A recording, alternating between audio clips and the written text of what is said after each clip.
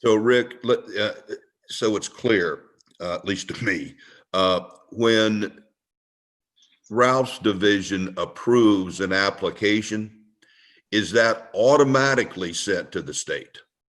Or is it a batch nightly process? It's a batch nightly process. They will shut it off at 7 o'clock, and then they will batch them up and then begin to mail them. Okay. Let me finish my hopefully quickly here, my thought.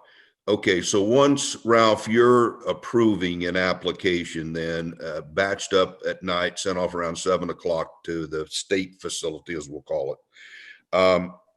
Then the Runbeck, then out of Arizona, then they're the fulfillment house to get the appropriate ballot back to the voter, correct?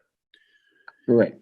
Is there a way that the voter can check on their application, regardless of how they submitted it, through any facility we have?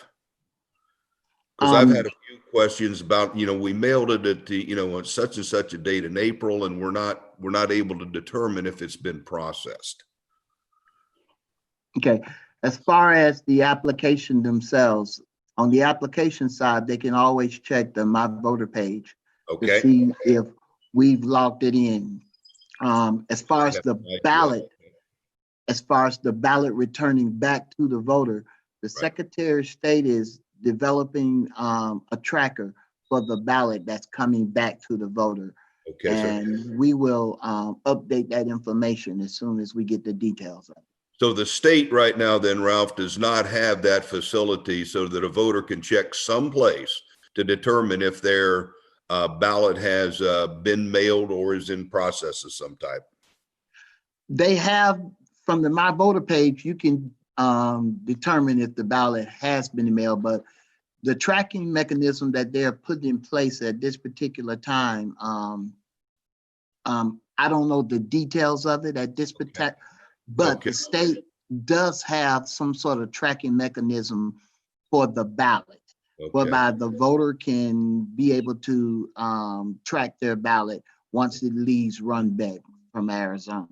Okay, so, good. So my voter page then can give you a status of your application as well as your ballot. That is correct. Okay.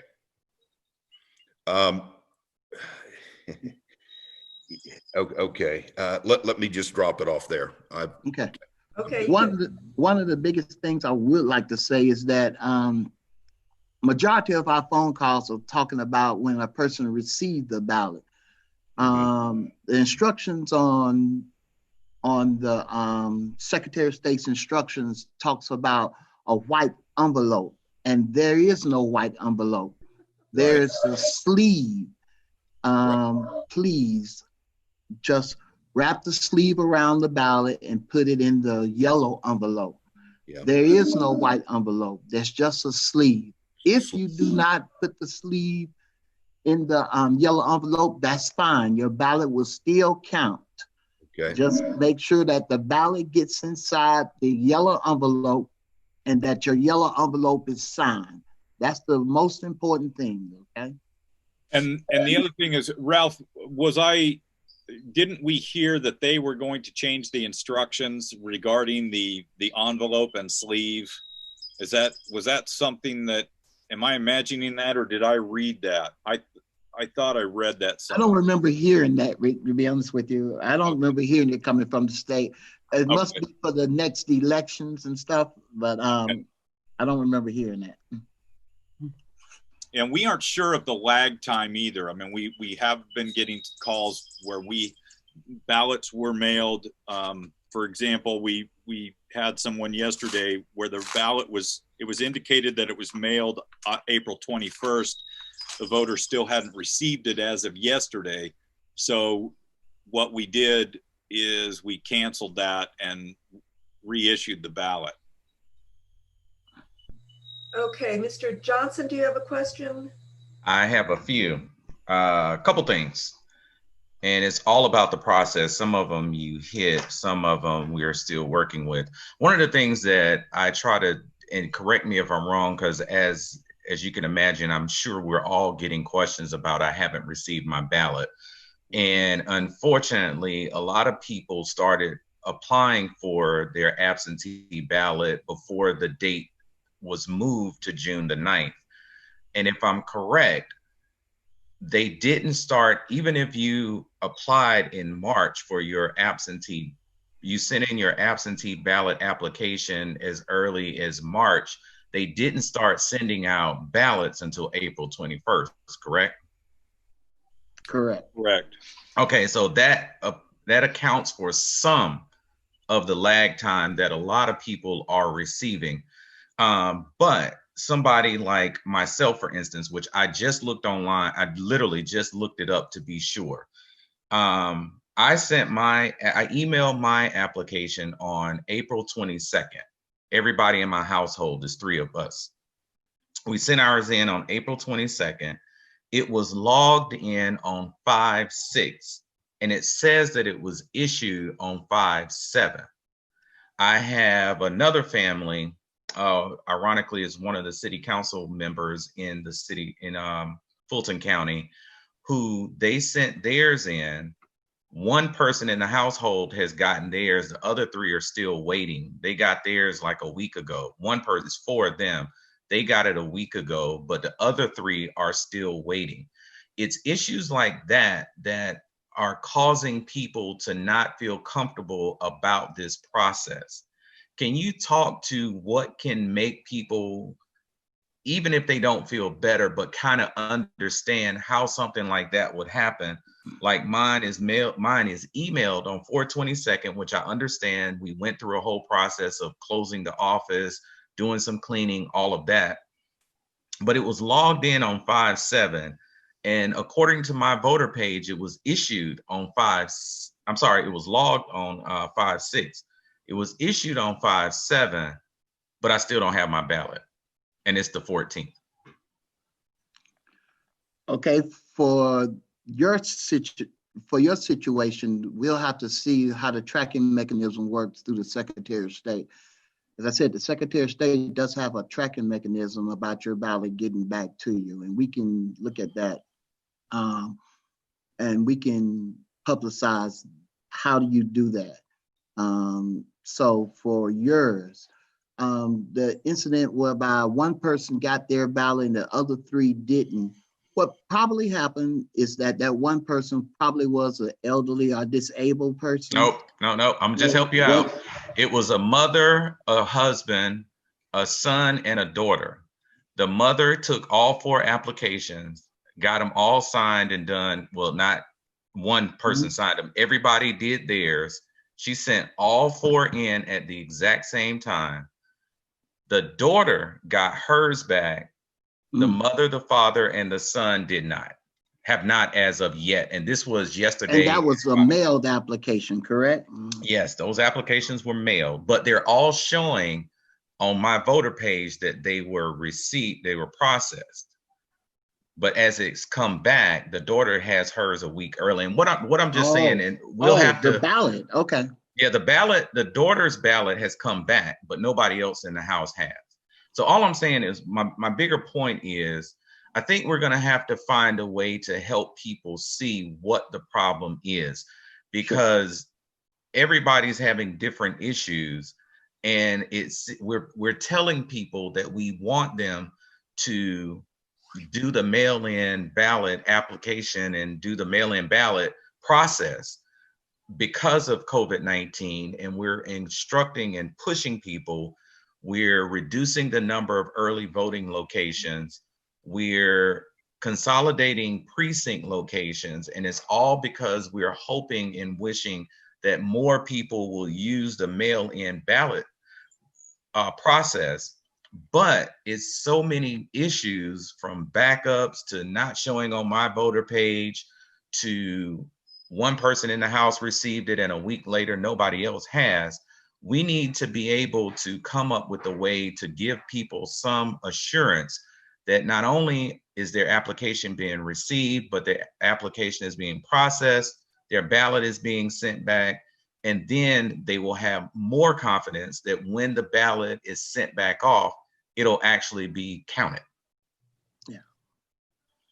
So Well, I do. and I think, Ralph, recently that, you know, we were so excited this year because at least in Fulton, we were going to be able to, with our Blue Crest mailing option, be able to track everything that we mailed to the voter. And I think Runbeck has now provided something to the Secretary of State where there is a tracking mechanism from Runbeck to the voter. Is that correct? That is correct. So we'll see about, maybe we can get that tracking mechanism up. Is there a link at the Secretary of State's website, Ralph?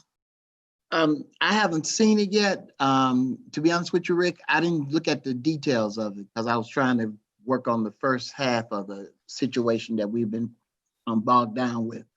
But we can check. It is a mechanism out there, and I know that the Secretary of State has put something in place to track the ballot coming back to them. If in a situation such as that too, Aaron, where one person has received their ballot, the other three haven't, and it's a week has gone by, and they were all, it indicates that they were all mailed on the same day.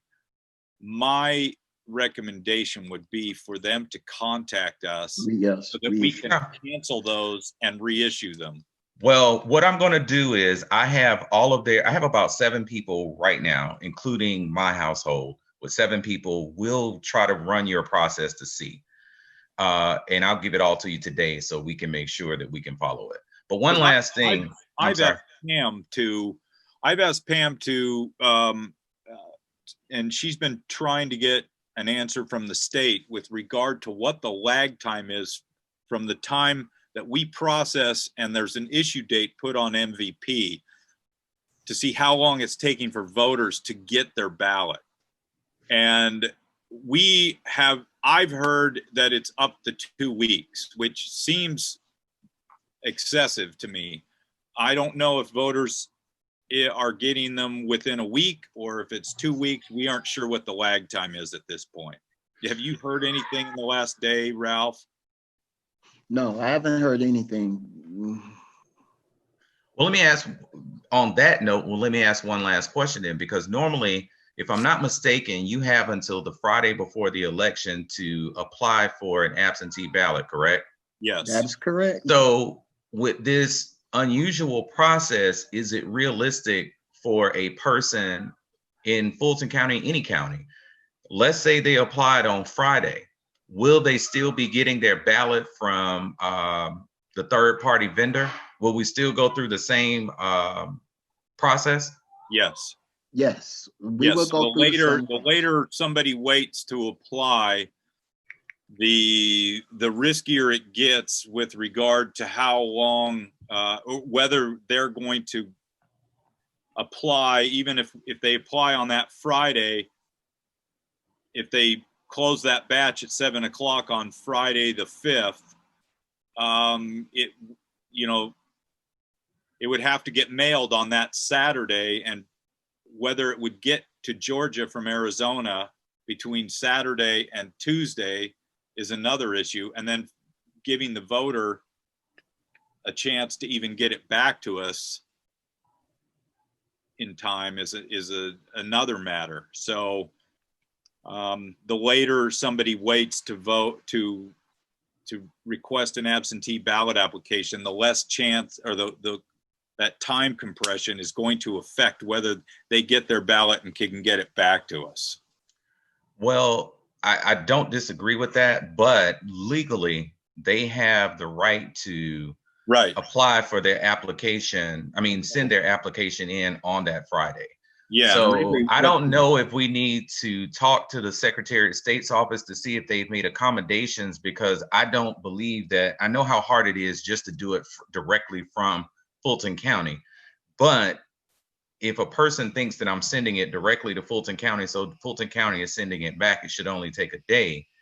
I think that's something that the office needs to discuss with the Secretary of State's office to kind of figure out what is the process after, say, Wednesday before the election.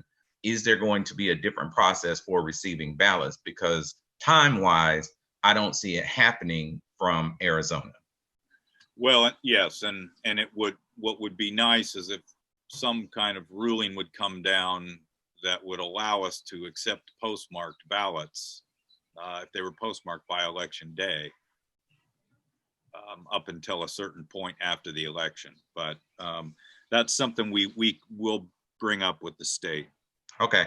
And lastly, there was a comment that I just want clarification for the public. The second comment from public comment today was absentee ballots only count during close races. Can you speak to that? We count every absentee ballot. Every absentee ballot that is timely, meaning that we receive it by the time the polls close on election day, those and the overseas ballots that qualify that to get to us after election day, all of those absentee ballots are counted. And with regard, I know you had a question, and Vernetta did too, with regard to some ballots, some applications that were mailed, I think in Fairburn and some other South Fulton areas where people mailed an absentee ballot application. All of them are printed the same from the state. They have our address on it, but then they were returned as insufficient address to the voters. We have contacted our USPS liaison and told them of the situation, and we forwarded these applications on that shows that they were returned to sender for insufficient address. The address that is on there is the only address they can go to. So the Postal Service is looking into that, and we hope that Pam is in touch with the liaison at the USPS. Okay, thank you. All right. Dr. Ruth, do you have any questions? Aaron did such a thorough job that I don't have any questions. Well, there you have it. He does do a very thorough job. Ms. Nuruddin, any questions? Hearing none, then that